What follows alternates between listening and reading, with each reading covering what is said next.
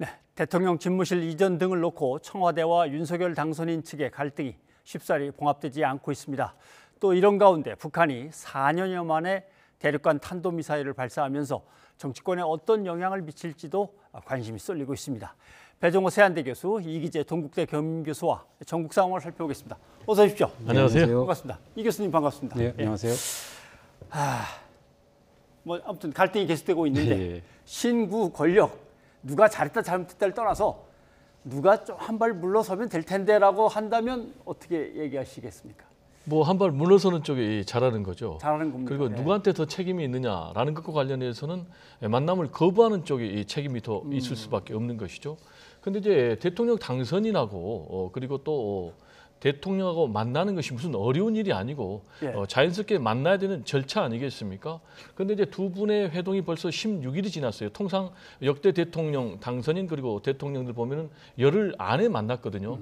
최장 지연된 분이 이제 김영삼 전 대통령 당선인하고 노태우 대통령인데 18일 걸렸어요.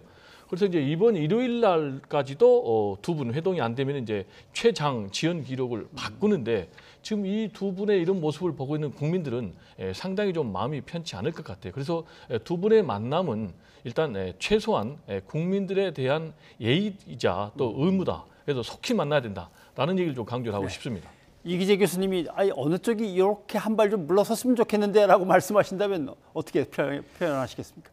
저는 어쨌든 새 정부가 출범을 하고 안정적으로 국정을 운영해야 되지 않겠습니까? 그러니까 아무래도 각자 입장은 있겠죠. 이제 물러나서 마무리하는 지금 문재인 정부 입장에서도 깔끔하게 좀 정리하고 싶고 더 지지받고 가고 싶겠지만 국민들 입장에서는 사실 마무리되는 정권보다는 새롭게 출범하는 정권이 훨씬 더 기대치가 높을 것이고 그 정부가 좀 안정적으로 일을 할 수 있게 좀 도와줘야 되지 않겠냐. 아무래도 저는 그쪽에 방점이 있지 않겠나 이런 생각이 들어요. 그래서 사실 집무실에 대한 어떤 그 이전 문제 같은 경우는 예비비 승인을 안 했잖아요. 그래서 저는 그 문제에 대해서 이제 사실은 그 골이 굉장히 깊어졌다. 그 이후에 이제 더 강대강으로 가는 거 아닌가. 사실 인사 문제 같은 경우는 저는 오히려 잘 슬기롭게 풀면 얼마든지 풀 수 있는 문제라고 생각을 하는데 집무실 문제 때문에 결국 이제 통일동을 사용하겠다고 계속 하고 있는 상황에서 이제 시간이 이제 며칠 남지 않았거든요. 이제 절대 시간을 이미 넘겼다는 거거든요. 이런 상황에서 과연 이 골이 계속 풀릴 수 있을지 국민들 걱정은 더 커져가고 있다고 생각합니다. 아무튼 이제 국내에서 정치적 상황에 몰두하다 보니까 엉뚱한 데서 일이 터졌습니다. 북한이 대륙간 탄도미사일을 사실은 약속을 깨고 발사를 했는데 정치권의 반응을 먼저 한번 들어보고 얘기를 계속 나누기로 하죠. 청와대 이전에 무조건 올인할 것이 아니라 국가 안보의 공백을 먼저 생각하고 전문가의 의견과 여론을 수렴해 신중하게 추진해야 할 것입니다. 북한이 ICBM 발사 도발까지 하고 나선 상황인데 국가 방위에 바늘만한 빈틈도 있어서는 안 된다는 점을 당선인은 명심해야 할 것입니다. 국민의 불안감과 경고를 무거운 마음으로 새겨 들으시기 바랍니다. 오히려 더 국방부 청사로 저희가 들어가는 것을 국민들께서 저희가 국민 속으로 들어가는 통합과 소통의 의지뿐만 아니라 안보에 있어서도 더 확실하고 안보 강국으로 든든한 외교 안보를 펼칠 것을 국민들이 믿고 선택해 주셨다고 그렇게 생각을 합니다. 또한 앞으로 북한의 어떠한 도발과 관련해서도 국민 여러분들께 그 믿음에 변치 않도록 저희가 노력하도록 하겠습니다.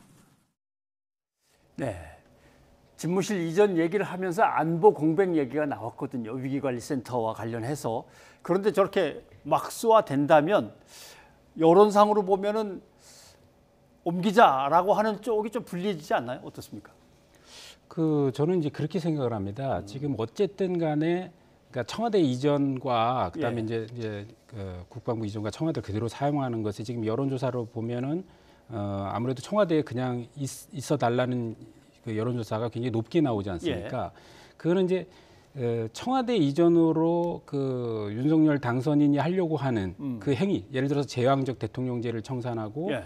국민 소통을 하고 그리고 청와대 참모와의 긴밀한 소통을 통해서 국정을 더 원활하게 하겠다 이런 내용들은 사실 그러니까 편익과 비용의 관점에서 볼 때는 간접 편익에 해당하고 직접적으로 듣기가 굉장히 어려워요. 국민들의 예. 입장에서는. 그런데 어떤 이것에 동반돼서 들어가는 어떤 비용의 문제들, 예를 들어서 뭐 그 국가 예산이 뭐 496억이 들어가냐, 뭐 몇천억이 들어가냐 논쟁도 예. 있지만 그런 돈, 그 다음에 교통에 대한 불편 요소들, 그리고 국방 안보에 대한 불안감 등등은 이제 실제 피부에 와닿는 거기 때문에 예. 아무래도 이런 여론조사를 청와대 유지할 거냐, 용산을 이전하니까 어떤 게 높을 거냐라고 하면 당연히 저는 청와대 유지가 더 높게 나올 거라고 생각해요. 예. 국민들의 체감이 다르기 때문인데, 근데 장기적으로 봤을 때 우리 사회의 정치권 그리고 그 가장 중요한 청와대 권력이 어떻게 바뀌는 게 우리 나라의 발전을 위해서 보다 좋을 것인가라는 측면에서 보면 사실 이게 편익 비용으로 딱 산술되기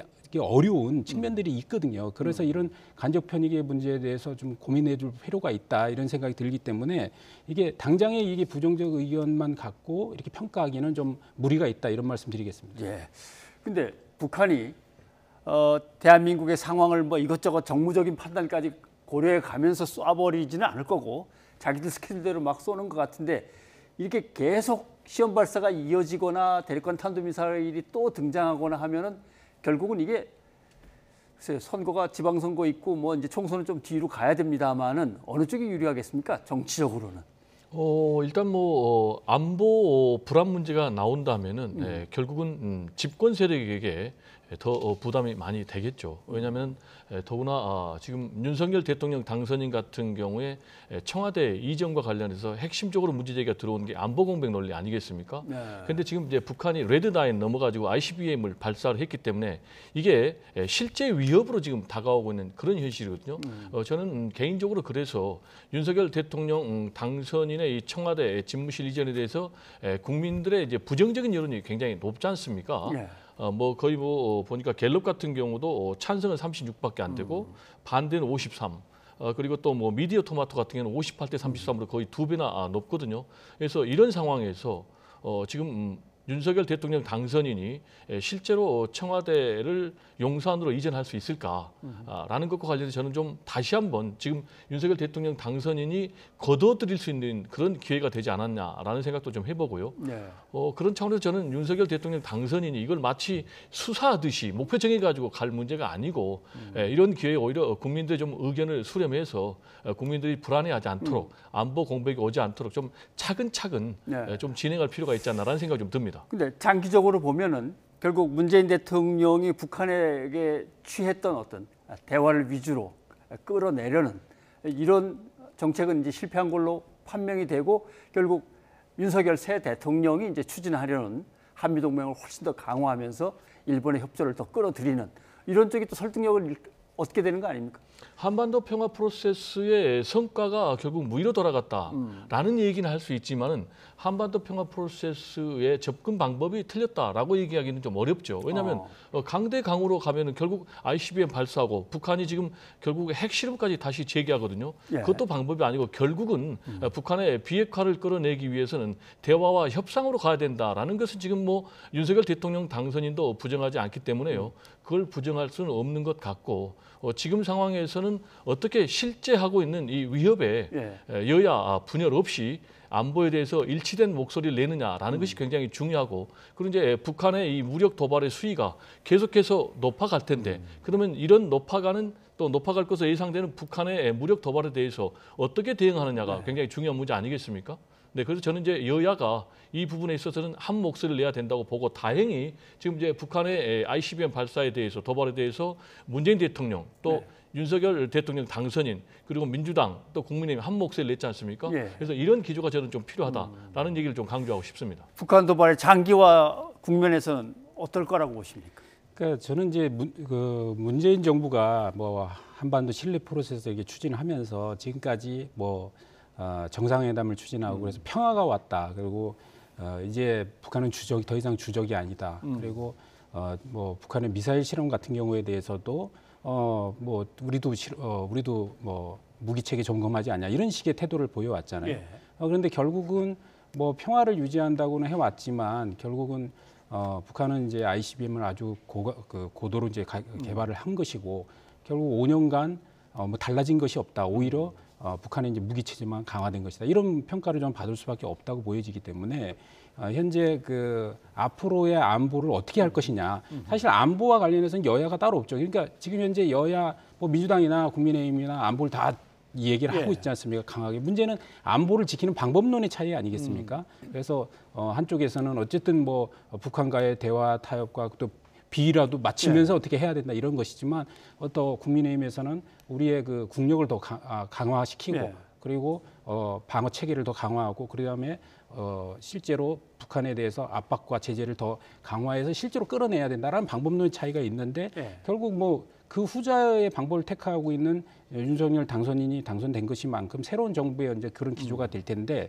지금 현재 당장 쏘고 있는 어떤 ICBM 관련해서는 이게 뭐 선거에서 바로 뭐 유불리를 가르고 이렇게 하기는 저는 어렵다고 봅니다. 실제로 여태까지 사례를 보면 최근에 뭐 선거에서도 미사일을 발사했었잖아요. 그런데 그렇죠. 그것이 뭐 대선에서의 득표율을 가르는 어떤 분수령이 되지는 않았거든요. 그래서 그거로 인해서 뭐 지방선거의 유불리나 이렇게 해석하기보다는 오히려 이 문제에 대해서 앞으로 진짜 어떻게 해결할 것인지 무조건 그러면 윤석열 당선인이 생각하듯이 북한에 대한 제재와 압박만 한다고 해서 이 문제가 해결될 것은 아니기 때문에 결국 이제 한미 공조라든가 여러 가지 다양한 방법 그리고 인수위에서도 최근에 어쨌든 북한에 대한 어떤 그 지원이라든가 이런 부분에 대해서는 같이 이제 동시에 투트랙을 해야 된다는 부분을 밝혀왔기 때문에 이런 부분에서 실기를 저는 모아가야 된다고 생각합니다. 제가 짧게만 첨언을 한다면요.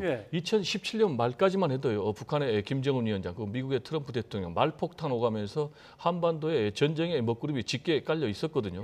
그런데 이제 한반도 평화 프로세스가 평창 동계올림픽 계기로 해서 진행이 되면서 4년 4개월 동안 북한의 김정은 레드라인 넘지 않았고 나름대로 한반도에 그래도 평화가 어느 정도 있었단 말이에요. 그러면 이제 윤석열 대통령 당선인이 이제 새 정부 출범해서 그러면 본인의 집권 5년 기간 동안에 어떻게 북한의 핵무장의 고도화를 막으면서 동시에 한반도 평화와 안정을 지키는 것 이건 이제 본인의 과제로 남아 있는 것 아닌가 생각이 좀 됩니다. 그런데 뭐 유불리를 따질 만한 문제는 사실 아닌 것 같다라는 말씀에도 저 참 공감이 되고 그러나 이게 어떤 계기가 됐으면 하는 바람은 또 있습니다. 그냥 생각 같아서는 현재 뭐 국가안전보장회의를 구축하고 있는 주요 멤버들하고 인수위원회 쪽에 주요 멤버들 다 한자리 위기관리센터에 모이셔서 거기서 뭐 국방장관하고 뭐 국정원장이 다 브리핑도 하고 뭐 이렇게 하면서 한번 우르르 모이고 그다음에 또 이제 하나씩 풀어나가면 안 되나? 될까요?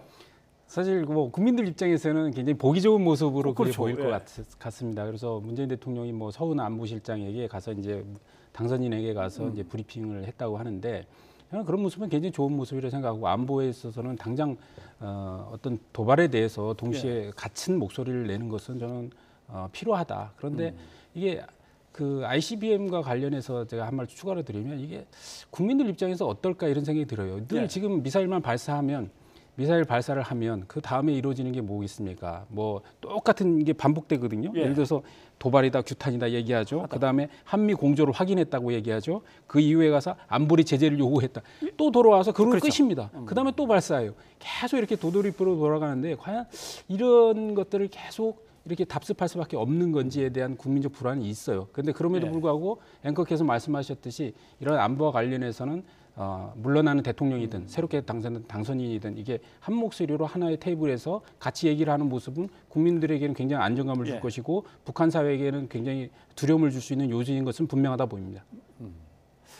그런데 이제 밑에서 이제 메신저로서 뛰어다니는 사람들이 윗분의 마음을 갖다가 이렇게 설득을 하거나 아니면 설명을 드린 다음에 자 어떻게든 잘 되는 쪽으로 가봅시다라고 하면은 될 것도 같은데 일각에서는 이철희 수석이나 장제원 비서실장 둘이 너무 틀어져 있는 거 아닌가? 두 사람을 바꿔버릴까 이런 얘기도 나오는데 어떻게 보십니까? 저는 개인적으로 바꿔야 된다고 생각합니다. 이유는 성과가 없잖아요. 벌써 16일이 지났거든요. 예. YS하고 김대중 대통령 당선인하고는 선거 이틀 만에 만났거든요. 근데 이분들 같은 경우는 지금 16일이 지났는데도 두 분의 회동을 성사시키지 못했어요. 그러면 예. 대통령 당선인하고 현 대통령이 만나는 것이 그렇게 어려운 문제냐? 사실 당연히 만나야 되는 문제 아니겠습니까? 당연한 절차고 국민들에 대한 최소한의 예인데도 불구하고 지금 이게 성과가 안 나오고 있다는 얘기예요. 그러면은 뭔가 이 두 분의 메신저가 제대로 역할을 못하고 있다라는 해석밖에 가능하지 않죠. 실제로 지금 민주당의 조응천 의원 같은 경우는 두 사람이 좀 케미가 안 맞는 것 같다. 예. 왜냐하면 이제 20대 국회 때 두 사람이 법사위 소속이었는데 법사위 하면은 정쟁의 최일선이거든요. 근데 두 분이 굉장히 뭐 앞장서서 선봉대 역할을 하다 보니까 그런 감정들이 남아 있어가지고 이게 좀 성사가 안 된 것 아닌가라는 얘기도 지금 나오고 있는데 다시 저는 말씀드리면 결과가 없기 때문에 성과가 없기 때문에 당연히 교체해야 되고 만약에 두 분을 그대로 쓴다면은 또 다른 라인을 좀 가동을 해서 아하. 크로스 체킹할 필요가 있다라는 예. 얘기를 좀 드리고 싶고요. 그보다 더 중요한 것 문재인 대통령 그리고 윤석열 대통령 당선인 이것저것 필요 없이 통큰 정치로 만나면 되잖아요. 만나서 정리하면 되잖아요. 그리고 문재인 대통령이 두 번이나 만나자고 했지 않습니까? 그리고 제가 알기로는 개인적으로 대통령 또 대통령 당선인 서로 상대방에 대해서 존경하는 마음이 있다고 그럽니다. 그러면은 국민들 불안하게 하지 말고 당장 내일이라도 좀 만나라고 좀 강조를 하고 싶습니다. 이 방송을 통해서요.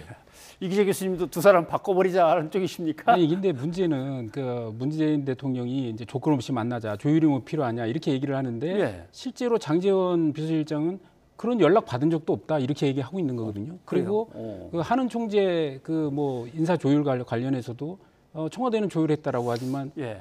장제원 비서실장은 뭐 10분 전에 통보받았을 뿐이다. 이렇게 해서 서로가 이야기가 안 되고 있는 거예요. 그래서 자, 이 문제를 어떻게 해결할 거냐. 근데 문제는 저는 그렇게 생각해요. 그러니까 이 두 분만의 단일 창구가 있을 것이냐. 저는 그렇게 생각하지는 않아요. 워낙 당선인 주변에서도 많은 외교안보 전문가도 있고 또 그 많은 분들이 지금 조언들을 하고 있기 때문에 예. 저는 다양한 채널의 이야기를 듣고 있다고 보여지는데 문제는 어떤 매듭을 풀 수 있는 뭐가 생겨야 돼요. 그러니까 저는 예를 들어서 MB 사면 문제라든가 예.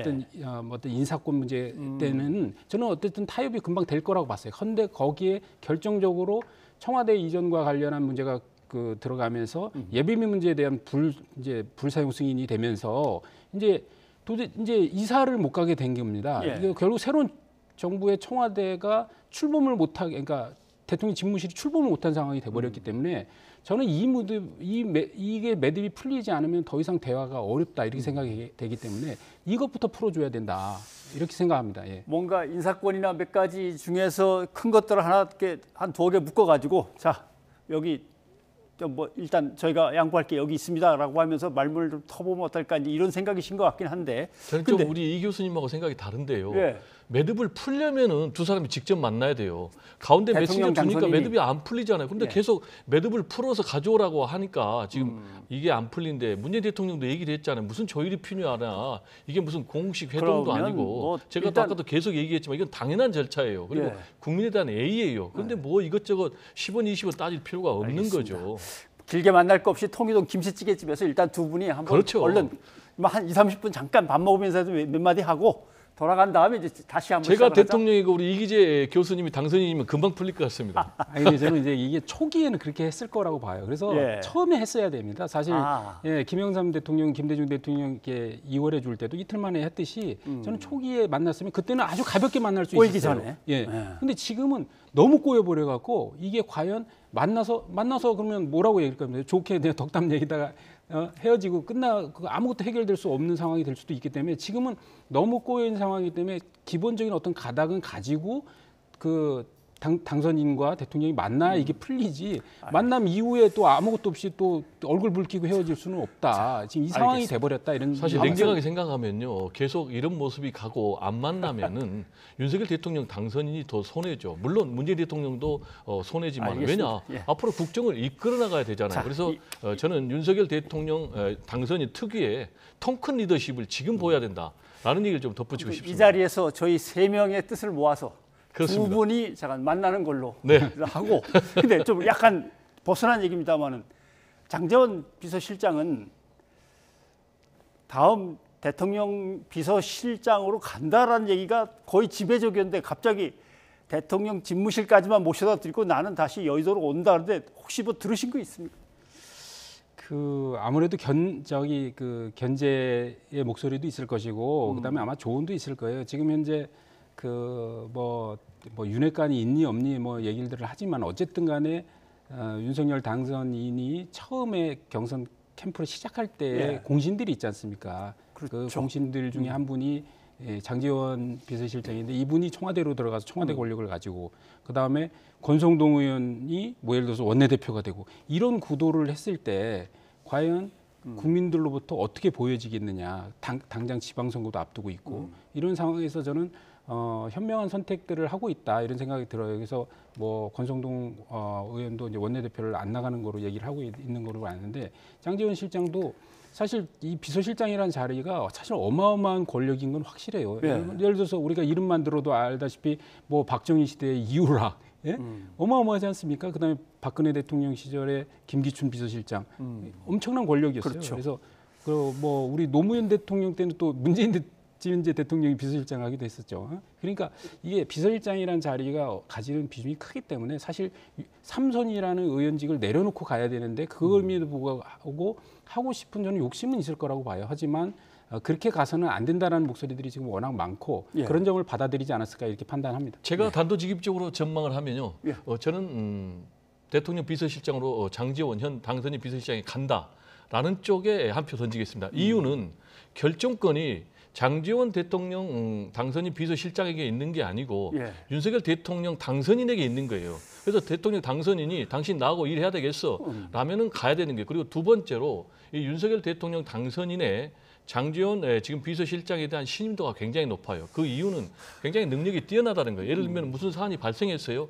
그러면 이란 사안 딱 주면서 선택하십시오라고 하는 거예요. 그리고 이걸 선택을 하면 그 이후에는 본인의 뭐 여러 가지 주장 덮고 완전히 그게 성사될 수 있도록 노력을 한다는 거예요. 그리고 세 번째로는 그리고 장제원 대통령 당선인 비서실장 입장에서도 3선의 국회의원을 내려놓고 가야 되는데 그것보다는 얻는 게 더 크다는 것이죠. 만약에 대통령 비서실장을 하면 본인의 어떤 국정 운영 경험이 되니까 본인도 큰 정치를 하고 싶지 않겠습니까?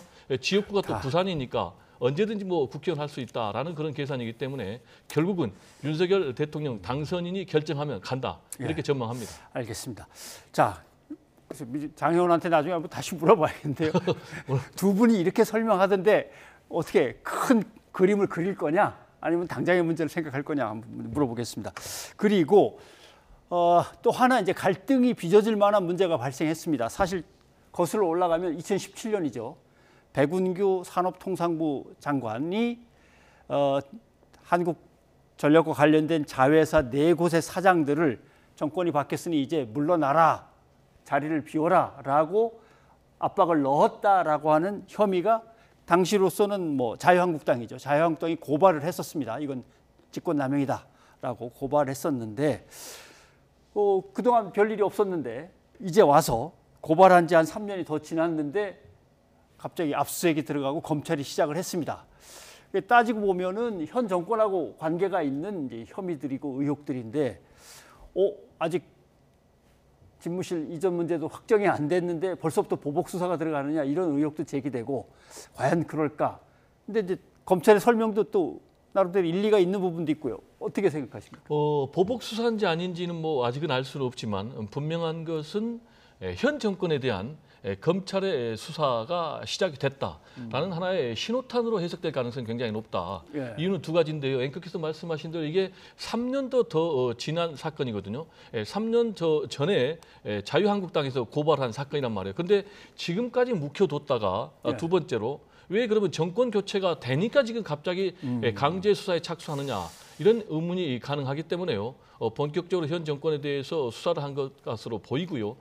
중요한 것은 이제 대통령 당선인 같은 경우는 시스템에 따라서 수사를 한다라고 얘기를 했지만은 이게 시스템 따라서 수사를 한 것인지 아니면 뭐 알아서 기어서 수사를 한 것인지는 좀 모르겠어요.